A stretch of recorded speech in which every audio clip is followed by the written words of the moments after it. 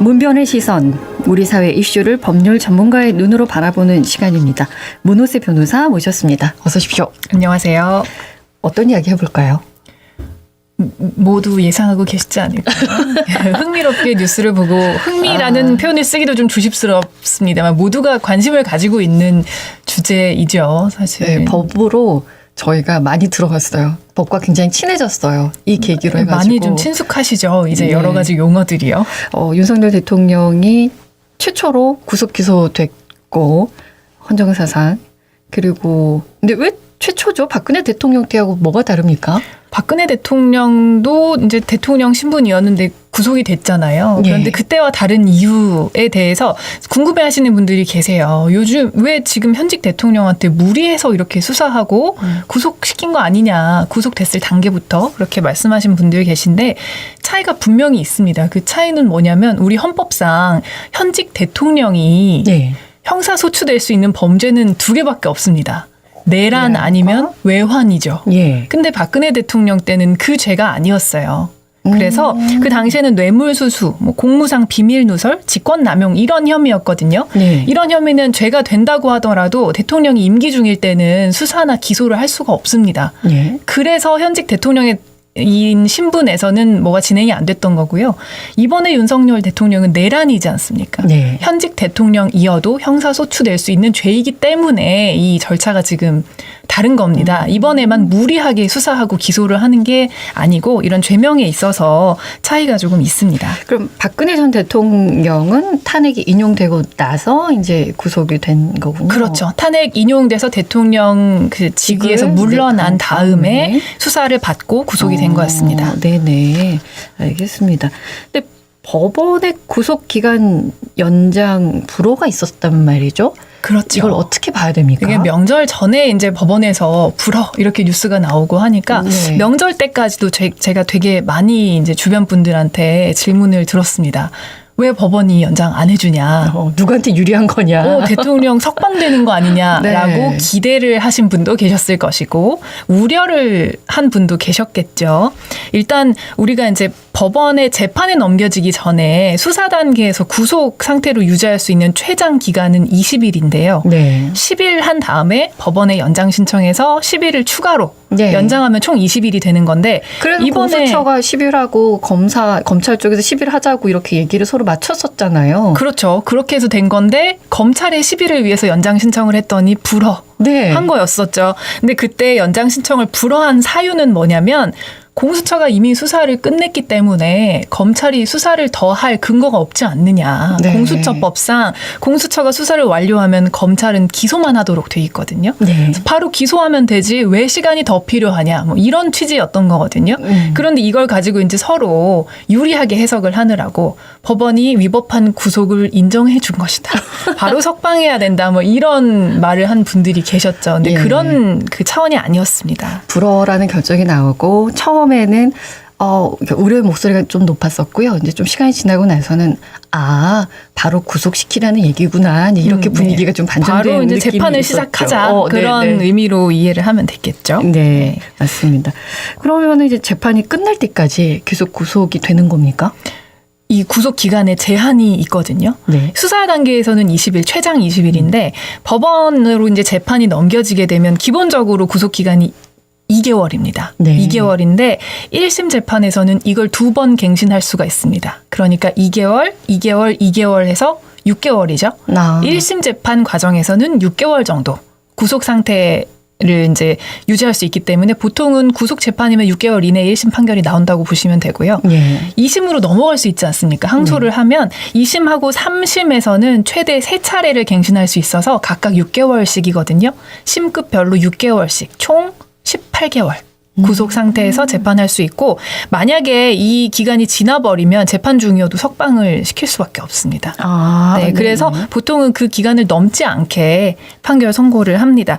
지금 우리 대통령께서는 1월 26일 날 공소 제기됐거든요. 네. 그래서 그날부터 이제 그 구속 기간이 시작됩니다. 근데 윤 대통령 측에서 구속 취소 청구를 했어요. 보석 신청을 하지 않고 뭐 이유가 있습니까? 구속 취소 청구를 하는 것은 사실은 흔하지 않은 일이거든요. 네. 보통 이제 어떤 사람이 범죄 혐의 때문에 구속이 되어 있을 때 이 사람이 기소, 그러니까 재판에 넘겨지기 전에는 구속 적부 심사를 청구하고요. 네. 기소가 돼서 재판으로 넘어가면 보통은 풀어달라고 하는 그 청구 이유가 보석 신청입니다. 보석이죠. 여러분 네. 많이 들어보셨을 거예요. 네. 이제 보석 청구를 하면 증거인멸의 우려가 없거나 뭐 도망가지 않을 것 같거나 할 때에는 일정한 보증금을 납입하고 석방을 시켜주는 거거든요. 보석이라는 것은. 그런데 이 구속 취소 청구라는 것은 구속 자체가 이유가 없다라는 주장인 겁니다. 네, 네. 그래서 뭐 이 구속에 사유가 없는 사건이다, 아니면 구속 그 사유가 소멸됐다, 이런 이유로 구속 자체를 취소해 주라는 거여서 보증금의 납입도 필요가 없고 그냥 바로 석방이 되는 거거든요. 네. 인용이 되면. 네. 근데 이번 청구서에서 이제 대통령 측에서 구속 취소 청구의 이유로 삼은 것이 몇 가지 있는데, 첫 번째는 구속 기한, 수사 단계에서의 구속 기한이 이미 만료된 이후에 기소를 했기 때문에 진작 풀어줬어야 되는 거다라는 게 네. 첫 번째고요. 네. 그리고 두 번째로는 체포영장을 집행하면서 영장에 적시된 장소가 따로 있는데 거기가 아닌 장소를 수색해가지고 체포를 했다. 네. 위법한 구금이다라는 거고요. 네. 그리고 마지막으로는 계속해서 말하고 있는 거죠. 공수처하고 검찰에는 내란죄 수사권이 없다. 그런데 왜 위법하게 수사해서 구금을 하느냐. 석방시켜라. 이런 이유입니다. 이제 이런 취소 청구가 들어오면 법원은 7일 이내에 네. 구속을 취소할지 말지를 결정하게 돼 있습니다. 언제 결정이 되나요? 7일 이내이기 때문에 언제든 할 수 있습니까? 네, 7일 이내에 언제든 할 수 있습니다. 늦어도 7일 전까지는 결정을 하라는 취지입니다. 예. 뭐 네, 많은 네. 분들이 뭐 네, 알겠습니다. 하고 계시는 그런 결론으로 예상하고 있습니다. 네. 저희 이제 헌재 심리 과정을 좀 살펴보겠습니다. 증인신문 진행 과정에서 증인들 중에 다수가 증언 거부를 하더라고요. 이건 어떻게 봐야 됩니까? 지금 뭐 생중계는 안 됩니다만 각 증인에 대한 심리가 끝나면 이제 영상이 공개되고 있거든요. 네. 그거 보시면 특히 이제 이진우 전 수방사령관이었나요? 이제 그분 같은 경우도 계속 답변이 제한됩니다. 답변할 수 없습니다. 뭐 이런 대답을 계속 하거든요. 근데 이거는 사실 그분들은 그렇게 할 수 있는 겁니다. 왜냐하면 그 모든 재판을 받는 사람이 아니더라도 재판 절차에서 네. 자기 또는 친족이 형사소추, 공소제기, 유죄 판결 같은 걸 받을 위험이 있는 내용에 대해서는 증언을 거부할 권리가 있습니다. 그래서 이분들은 이 증언 거부권에 기해서 진술을 안 하고 있는 거고, 네. 이게 증인 고유의 권한이기 때문에 이걸 거부해 하고 비난할 수는 없어요. 그렇다고 해서 말하지 않는 부분에 대해서 유죄를 짐작할 수도 없는 거고요. 그런데 쭉 보면 이게 어떤 부분에 대해서는 술술 이야기를 하고 갑자기 어떤 부분에 대해서는 진술을 못하겠다고 하고 이런 맥락이 있잖아요. 네. 이런 걸 보면서 약간 진술의 신빙성이라든지 실체적 진실은 무엇이겠구나 하는 그런 짐작을 하는 데에는 영향을 네. 미칠 수밖에 없죠. 그리고 이 증언 거부권이 사실은 헌법상 권리입니다. 지금 대통령도 어떻게 보면 지키지 않고 이런 여기 증언을 거부하는 분들도 존중하지 않는 헌법상 보장되어 있는 권리로 본인들의 증언 네. 권리를 주장하고 있는 거죠. 좀 아이러니입니다. 본인에게 유리한 거는 지키는군요. 네. 윤 대통령 측에 재판관 기피 신청했다거나 또 회피 촉구 의견서 제출하는 거, 이것은 재판에 어떤 영향을 미칠까요? 지금 헌재 흔들기다 이런 말 많이 나오고 너무 있지 많이 않습니까? 흔들고 있어요. 네, 그 재판관 개인에 대한 공격을 굉장히 많이 해서 불신을 많이 좀 조장하고 있거든요. 네. 일단 정계선 재판관에 대해서는 대통령 측에서 3주 전에 이미 기피 신청을 한번 해서 헌재 측에서 이거 기각했습니다. 전원 의견으로 받아들이지 않겠다. 네. 기피 신청이라는 건 뭐냐면 이 재판관이 내 재판을 공정하게 하지 않을 것 같은 우려가 있다라고 했을 때 이 재판관을 재판에서 빼달라라고 요청을 하는 거거든요. 이미 기각이 됐습니다. 예. 네. 근데 이제 그 이후로도 지금 계속 뭐 권한 그 헌재 소장 대행이라든지 뭐 누구에 네. 대해서 계속해서 이제 문제 제기를 하면서도 죄송합니다. 기피 신청을 못 하고 있죠. 기피 신청을 못 하는 이유는 한 재판에서는 한 번밖에 못 합니다. 한 재판관에 대해서만 기피 신청을 할 수 있기 때문에 이미 한 번 해서 썼으니까. 기각됐으니까 이제 네. 못 하는 거죠. 네. 네. 그래서 이제 다른 것들을 하는군요. 그렇습니다. 네. 지금 이제 말씀해 주실 회피 촉구 의견서. 네. 이거는 근데 이름만 다르지 다 비슷해 보이는군요. 이게 기피 신청은 네. 근거가 있습니다. 헌법재판소 법에 그렇게 할 수 있다고 돼 있어요. 네. 재판을 받는 사람의 일종의 권리이기도 한데 회피 촉구 의견서라는 것은 처음 봤습니다. 아, 이런 건 없습니다. 그럼 맞는 겁니까? 이거는 법적으로도 보장되어 있는 어떤 절차적인 뭐 권리도 아니고요. 네. 이걸 이전에 보신 분이 아마 아무도 안 계실 거예요. 이런 건 없어요. 만들어낸 서류거든요. 이런 의견서는. 그러니까 회피라는 거는 뭐냐면 재판관이 스스로 결정하는 겁니다. 내가 이 사건과 관계가 있거나 나와 아주 밀접한 관계가 있는 사람이 이 사건에 관계가 있어서 내가 여기에 참여하면 재판의 공정성에 문제가 생길 것 같다라고 할 때 재판관이 스스로 빠지는 거거든요. 네. 근데 이거를 누가 해라 마라 할 수 있는 게 아니죠. 네. 그런데 지금 이 사건에서는 피청구인 측에서 재판관 3명에게 불공정한 심리를 할 이유가 있으니 네. 회피하는 결정을 내려라 라는 의견서를 제출한 거거든요. 지금 대통령 측에서 문형배, 이미선, 정계선 헌법재판관에 대한 회피 촉구 의견서를 제출한 거죠. 네, 지금. 그 세 분에 대해서 계속해서 공정성 의문을 제기하면서 근데 그렇게 뭐 사적인 근거가 영역에 없는데 대해서 이거를 받아줘야 됩니까? 이거를 받아줄 필요가 없죠. 그리고 네. 실제로 받아들이지 않겠다고 결정을 했습니다. 서류도 반납해야 되는 거 네. 아닙니까? 뭐 어제 했거든요. 그러니까 네. 어제 회피 촉구 의견서에 대해서는 기각하겠다. 재판관 개인적인 그 성향이 사건 판단에 영향을 주지 않는다라고 하면서 받아들이지 않겠다고 했는데 이런 것들을 내는 것 자체가요. 헌법 재판관들에 대한 모독이다라는 네. 의견들도 있어요. 이렇게 법관들이 다들 각자의 뭐 이념이나 이런 것을 떠나서 법리적인 판단을 네. 하는 것인데 이 재판을 받는 당사자가 이런 이유로 회피를 촉구하라는 의견서를 내는 것은 적절하지 않다라는 평가가 많습니다. 뭐 계속 지연시키려고 하는 그리고 헌재 흔들려고 하는 그런 네네. 모습들이 그렇습니다. 보이는군요. 네. 형사재판이 2월 20일에 시작을 하죠.